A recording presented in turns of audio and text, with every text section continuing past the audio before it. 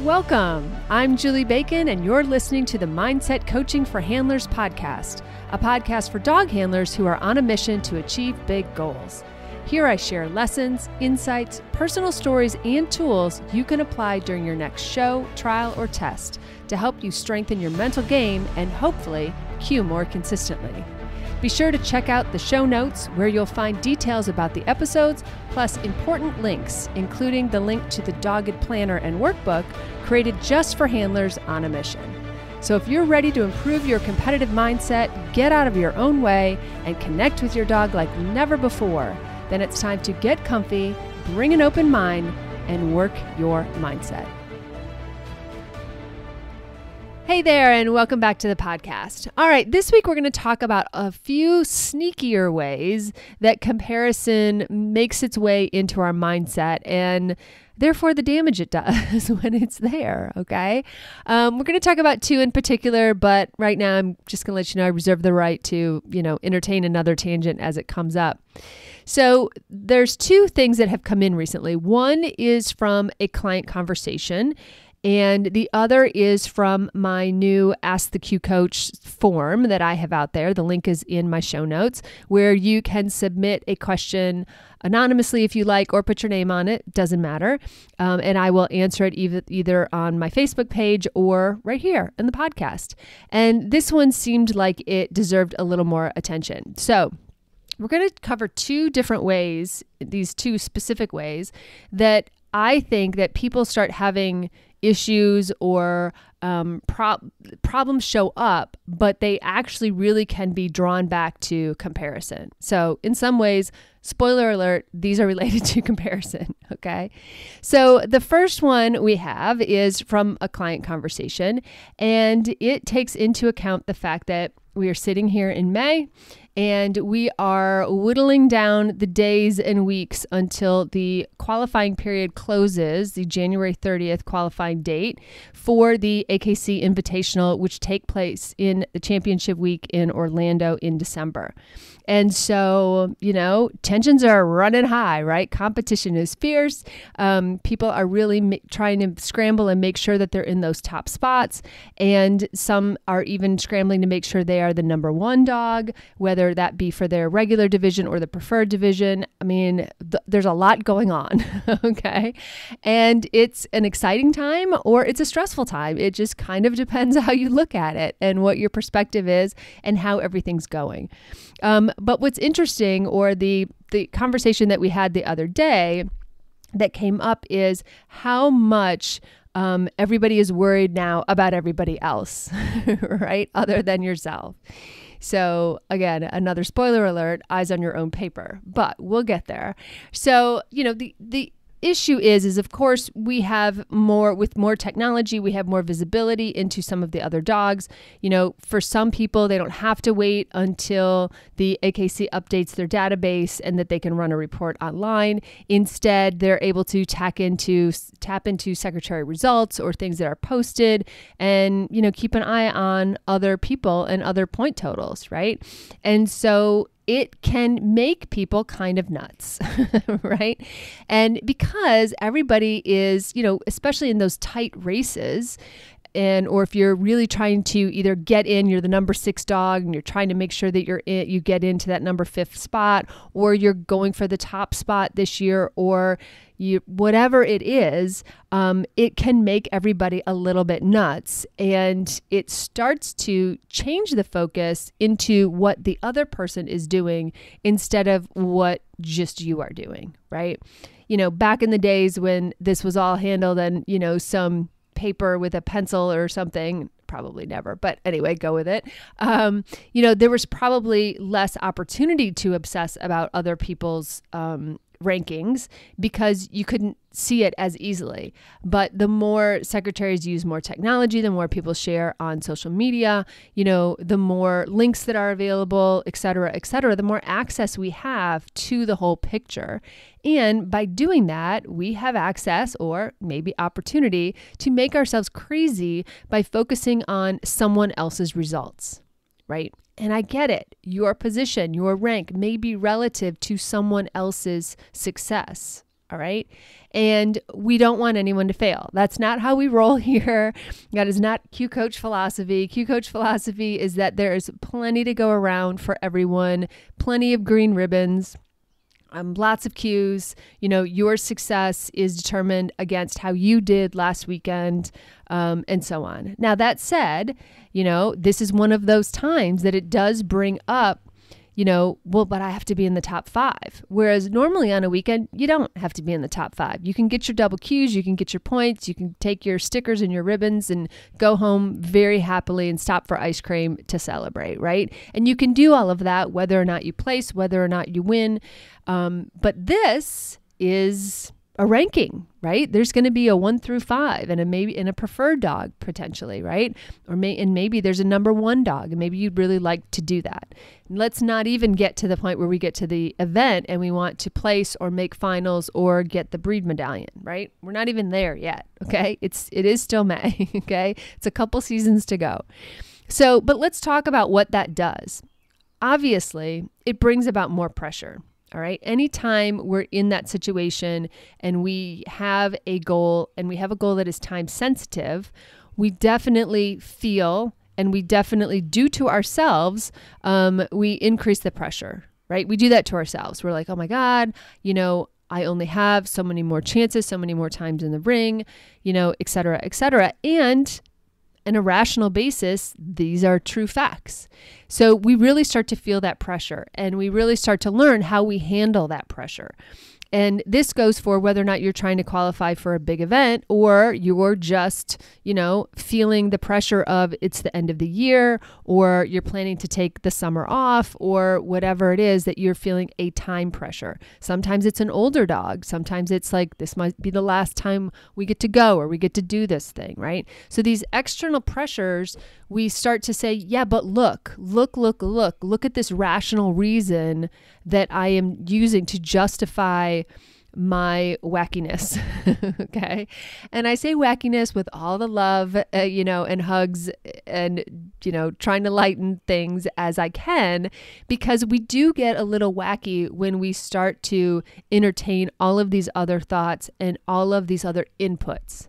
Okay. Suddenly, we get to May and people we never cared about, in last July are suddenly front and foremost in our minds. Okay.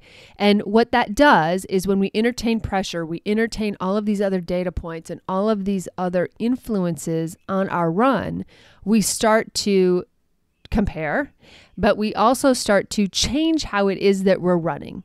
All of a sudden we're running with a different energy or we're running with a different angst or different amount of nerves or pressure or whatever, but it's different.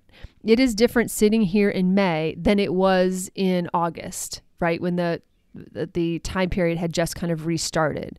It feels different. Well, it feels different because, I hate to tell you, but you're making it feel different, right? It is. And you can tell me, no, it's really real. I only have X amount of days, X amount of times that I can walk in the ring to get there. Yes, that is true, but that is because that is what you are focused on, okay? The best thing we can do in this moment is, eyes on our own paper and kind of play our own game. Do the thing we've been doing for the last, 9-10 months. Stick to our rituals, stick to our program, stick to the plan. And the best thing we can do is not to suddenly change everything because we have this time pressure. And that's all it is a time pressure. Because at the end of the day, you can't affect someone else's performance. I would rather you not start researching, do voodoo dolls actually work, right? We're not going to that negative place. All right. We're not going to start doing that. And what we are going to do is we are going to remember that we're going to keep our eyes on our own paper. We're going to worry about our own performance, our own, rituals, our own getting ready, our own selves. And we are going to do the best we can. And this is one of those moments that sucks, but it's true. We don't control everything. We only control our performance. We only control, what's in it for us. We only control how we do. Everything else is not up to us. One year I went because I was the number 6 dog, and a friend of mine who had a higher ranking called me and said, I'm not going to go. Are you going to go if I pull out? Right? So I got to go as the number 6 dog. That shouldn't have happened. That dog should have been able to go. Right? So I didn't know that's how that was going to work out that year. Another year, I qualified and I wasn't going to go. And so I was able to make that call for somebody else and say, hey, a little bit pay it forward, but not really. I wasn't going to go because my dog, I don't believe in taking up a spot if someone else can have the spot. So someone else got to go unexpectedly, right? So you don't know how you're going to get there. You really don't. We don't have all the information until, it's all said and done. So that would be my first advice, the first way that comparison shows up. And comparison really is any time that you are thinking about yourself relative to somebody else, right? Because you could have had the best year, the last 10 months could have been the best year you've ever done with you and your dog. You both are hitting your stride, no pun intended or pun intended. You're hitting your stride. You're really gelling. This has been amazing. Maybe you finished a big title. It's all going so well. And suddenly you're going to say, oh, I didn't have a good year because I didn't qualify. I mean, I don't think that's the right way to look at that. So you're also putting this event up on a pedestal. And when we put an event up on a pedestal, we by nature make it mean more than it probably should, right? And we make that event bigger than ourselves, when in truth, that event doesn't exist without us spectators, and exhibitors going and paying our money and buying the shirts and doing all the things, right? So let's not put those events up on pedestals. Let's not have them mean more than they mean. If you get to go, fantastic. If you just miss it because I do have a friend who missed it one year by 3 points, missed going by 3 lousy points, it doesn't mean that you had a terrible year. All right. So let's get a little perspective. Let's calm down a little bit, even though it never works to tell someone to calm down. But let's just back up and get a little perspective and really start to think about, how has your year been? How are you doing? How grateful that your dog is healthy enough to still be running, these last weeks, and that you have this opportunity to even be in this hunt, and just eyes on your own paper. Stick to your rituals, stick to all of those behaviors and habits that got you this far and put you in a position to even be considered, giving you this opportunity to perhaps qualify for this event. Okay. So let's all stay sane out there. Okay. So quick break, and then we're going to come back and talk about another way that comparison gets sneaky. And this time it's with rehab. Okay, I have a quick question for you. Have you ever thought about coaching? Because one-on-one coaching lets us dive into your specific challenges and create tailored solutions. Because at the end of the day, no one has your exact challenges, and we all know that everyone has different goals. So through coaching, you'll get that breakthrough faster, basically. And I know it's true because I see it in my clients week after week. So if you're ready to take your mental game to the next level, let's chat. Okay, back to the show. Okay, welcome back. All right, so this, like I said, this question comes from the Ask the Q Coach, my little form. So check it out in the show notes if you have a question or you want me to answer, either on my Facebook page, or through a reel, or do a podcast on it. I'm always taking suggestions and input. So thank you for this question. The question has to do with rehab. And the fact that when we have a dog that is rehabbing, that we are sort of on the sidelines for whatever reason, okay? And this can happen maybe because we move, or maybe we're going through something financially, or, we don't have access to training like we used to. There's a bunch of different reasons that we end up sidelined, all right? And it's not comfortable, right? Nobody wants to just be like, put on the bench, if you will. And we want to be in the game. We want to be playing. We want to be out there all the time. I've experienced a little bit of this myself this past year of, some false starts and stops, and, and not being in a location where I can trial as much as I'd like to be trialing. Okay. But in the case of rehab, this is especially acute because, no pun intended, this is especially acute because we want to hurry, right? We also then want to hurry the rehab. We want to be back out there, or we start entertaining all of these other data points, or, well, so-and-so's dog, recovered from this faster, or, according to Dr. Google, this can happen, or I should be further along, or this isn't going well, or whatever. So our minds tend to go a little wacky. All right. And it all comes down to expectations, and the expectations that we have with ourselves, with our dogs, with what we've heard, with what other people are dealing with what, doctors or rehab people or techs are telling us to do or not to do. And it all gets to be a little much.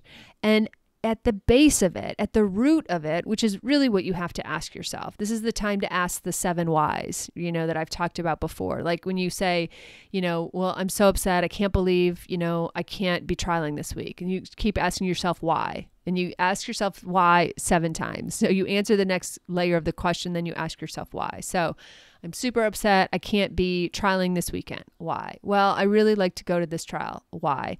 And you keep going until you get to the root of it. And a lot of times in this case, especially with a dog who is in a rehab, maybe a lengthier rehab, we might feel like we're missing out. We might feel like we're getting behind. We might feel worried that the dog's not going to come back, to 100% again. There's a million different ways that we're feeling fear or FOMO or, any number of things. And you really need to understand that feeling. Okay. Because at the end of the day, I know all of us would say, well, of course I put my dog first.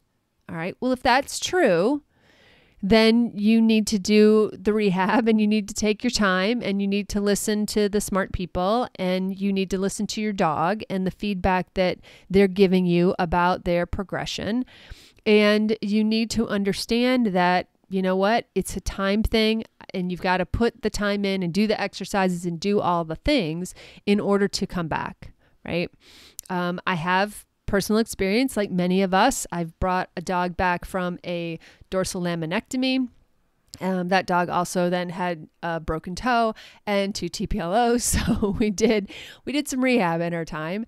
And then one of the dogs I have now has had a TPLO. So I have a little bit of understanding of that FOMO and what it's like, and the fact that it, quote, does put us behind in a sense because we lose that amount of time. Okay. So even in my explanation of that, you can hear some very triggering words and phrases, right? Putting us behind, losing time, maybe not being where we were, not being able to practice, not being able to go to trials that we'd like to. And it's all of it is frustration and maybe some fear that like our dogs won't come back the same, et cetera, et cetera. And it makes us crazy. All right. And it's comparisons. It's a bunch of shoulds, right? My dog should be, I should be, we should be. If this hadn't happened, we would be, all of those sorts of things. And at the end of the day, the answer sucks, right? You got to go through it. You've got to go through this to the other side. You may be on the sideline for these next 6 months. What are you going to do with it? How are you going to make it work for you? How are you going to maximize your time? How are you going to devote yourself to rehab? Maybe you're going to learn everything there is to know about this specific injury and how it can be rehabbed. And the worst thing we can do is rush any of those things and put our emotional desires, our shoulds and woulds and wants and needs ahead of our dogs. And of course, when I say it that way, everybody's like, oh my God, I would never do that. I would never do that. And yet, I don't know about you, but I mean, when you're sitting at month 4 of a 6-month rehab, you're getting pretty angsty. right? At least I was getting pretty fidgety, because that's like the time period where you're like, oh my God, they look so much better. They're doing wonderfully. Maybe I can go, take them out and, maybe I can do, some little jumps, like, 4, maybe 8 inches, maybe 12, right? And before you know it, you're doing something you're not supposed to be doing, because they look so good though. They look so good. Look how far they're going. And all of this, requires patience. And we as a society, as a race, I guess, of beings, of an animal, we're getting less and less patient as we go, right? As we live in this like society of, instant gratification and, even new technologies and even new, rehabs and new treatments, right? It makes us think, well, if this laser will heal them faster, then I'll take 2 and it'll be twice as fast, right? And so, of course, it sounds ridiculous when we say that, but it takes a lot of patience, a lot of commitment, and a lot of perspective to be able to step back and say, you know what? Sucks to be us. We're out for 6 months or whatever it is. And, we're going to get back when we get back. And, that first run after rehab, that is something definitely to work toward, but also that has its own angst involved, because you're like, I hope we can, am I always going to be watching this dog with, a Hawkeye now? Like, how is this going to work? And I bring this up in the context of comparison, because if it was just us and our dogs, and the rest of the world didn't exist, or there weren't, titles to get or things to qualify for or other deadlines, we'd probably be a little less angsty about it and a little more patient. But yet when we have peers or we have other dogs in the litter that are doing all of these things, or things that we do want to qualify, titles we do want to get, or all of these goals that we have for ourselves, then we start to put the goals before the process. And that's really what's happening. And nothing brings process goals to light faster than a lengthy rehab, right?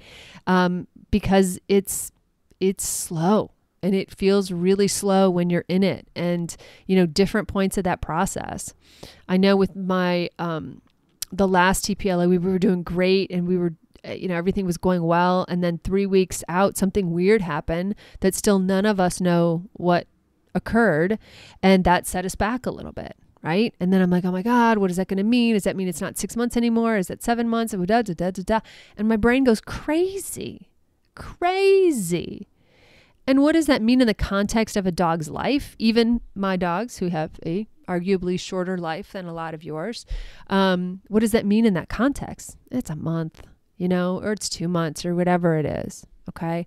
So I want you, when it comes to these moments, when you know that you're being in a mode of external, right? So now even going back to the first example of, the qualifying period, what you are is you're focusing on the external. You're focusing on everything outside, all of these other measures of what success looks like, instead of thinking of what did you define success as?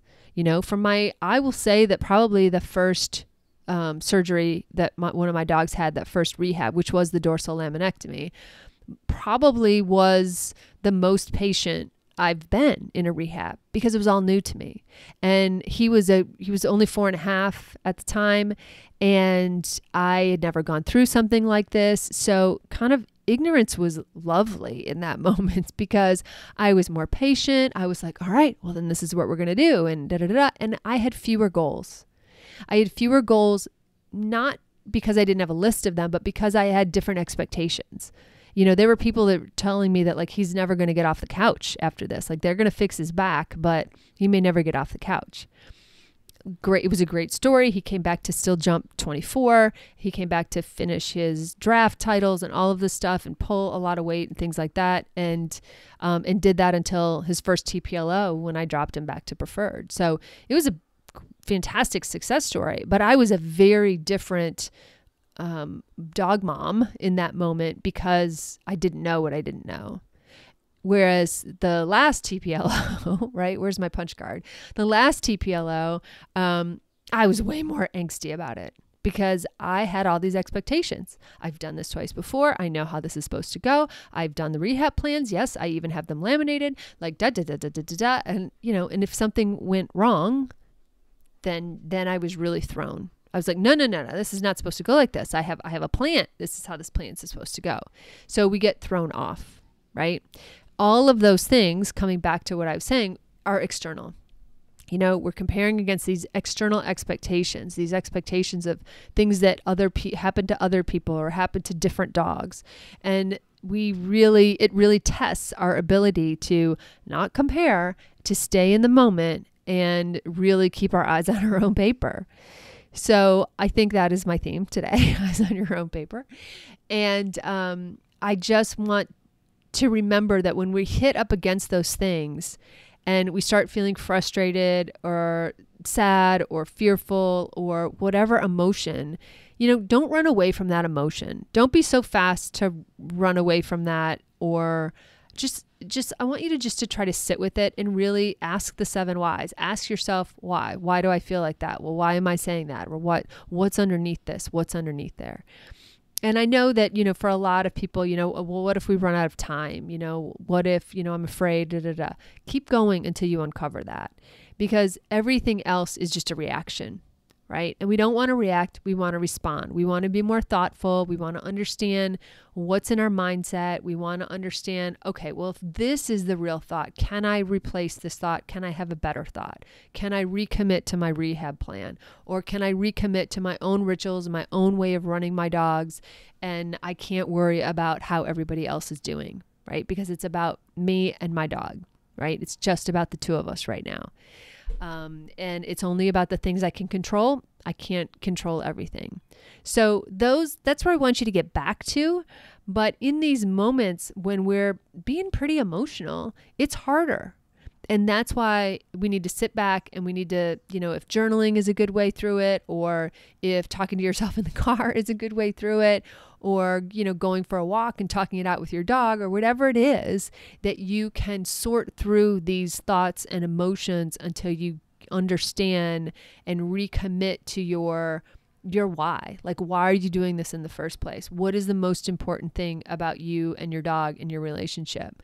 For my first dog, the one who had the back surgery and the 2 TPLOs, the second TPLO, he was older. He was 8.5. And which I know for some of you, you're like, 8.5 is nothing. Well, I have a burner. And one of the decisions I made to do the surgery is because he still was really, really active. And, so I knew that, yes, we were, quote, running out of time, and should I do this surgery or not? But it was still really important because he was active. And that was the decision I made for him, for that dog, because it meant that even if he didn't go back to, running agility and things like that, I wanted an active pet. My partner, my novice A dog, and so that was my why. And my why was, he wanted to still be active and wanted to run and wanted to do all those things. And that aligned with my why. And once it was in alignment with my why, then the rest of it became easier. So on those hard days, just realigning with your why you did it to begin with, whether why you did the surgery to begin with or why you're in dog sports to begin with, that does really help give us the perspective back that sometimes we need for those marathon moments where it's not going to be some quick thing. It's going to be a longer haul. Okay. So comparison is the thief of joy. Very famous quote. Thank you, Mr. Roosevelt. And just watch out for the sneaky ways that it creeps in and really takes the focus away from ourselves and our dogs and onto these external things and pressures and shoulds and woulds and FOMO and fears and all that kind of stuff. Okay. So I hope that helps. And I hope that whatever you are doing this week, I hope you have a fantastic week with your dogs. Thanks so much for listening to the Mindset Coaching for Handlers podcast with me, Julie Bacon. I am so grateful for your precious time. Check out my Dogged Planner, workbook, and journal available on Amazon. Just search for Dogged Planner. I also offer monthly membership that's perfect for ongoing support of your awesome goals. Check out theqcoach.com for details, or just stop by and check out all the ways you can work on your mindset. And be sure to follow me on Facebook and Instagram at The Q Coach and let me know how it's going. Finally, please share, subscribe, and leave a review. This helps us podcasters tremendously. Plus, I know I get my best podcast recommendations from friends. Thanks, and have a great week with your dogs.